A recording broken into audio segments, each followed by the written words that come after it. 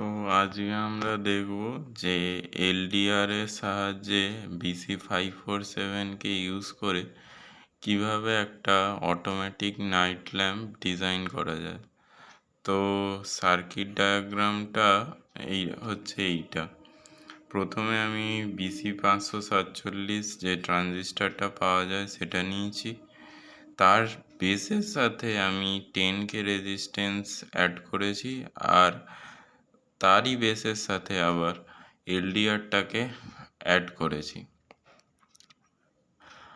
আর এর সাথে এই যে কালেক্টরটা, এইখানে এই যে কালেক্টর না, এমিটার, এই যে এটা এমিটারটা দেখতে পাচ্ছেন, এই এমিটারটাকে আমি গ্রাউন্ড বা ব্যাটারির নেগেটিভ প্রান্তের সাথে যোগ করে দিয়েছি।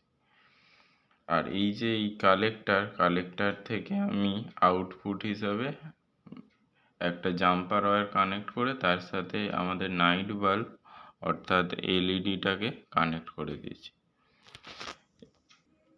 এবার যদি আমরা সার্কিটটা চালিয়ে দেখি, এই মুহূর্তে দেখা যাবে যে এলইডিটা জ্বলছে, অর্থাৎ তার মানে হচ্ছে এই যে এলডিআরটা আছে, এলডিআরটার মধ্যে দিয়ে রেজিস্ট্যান্স অত্যন্ত বেশি, যে কারণে কারেন্টটা আর এলডিআরের মধ্যে না গিয়ে ট্রানজিস্টারের বেসটাকে ট্রিগার করছে, যার ফলে এই ট্রানজিস্টারের বেস ট্রিগার হওয়ার কারণে ট্রানজিস্টারটা কন্ডাক্ট করছে আর এই অটোমেটিক নাইট ল্যাম্প জ্বলছে।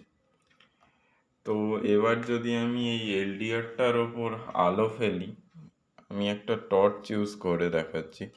যদি আমরা এই এলডিআরটার ওপর আলো ফেলি তাহলে দেখতে পাচ্ছেন এই এলডিআর রেজিস্ট্যান্স খুব কমে গেল, যার ফলে কারেন্টটা এলডিআরের মাধ্যমে ফ্লো করতে স্টার্ট করলো, আর এই যে ট্রানজিস্টারের বেসকে আছে সেটাকে আর ট্রিগার করলো না, তার ফলে ট্রানজিস্টারও আর কন্ডাক্ট করলো না আর বাল্বটাও নিভে গেল।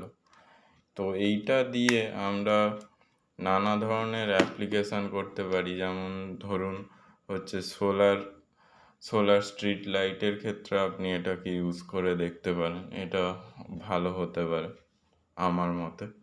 তো এইটাই হচ্ছে BC547 দিয়ে automatic night lamp. Thank you.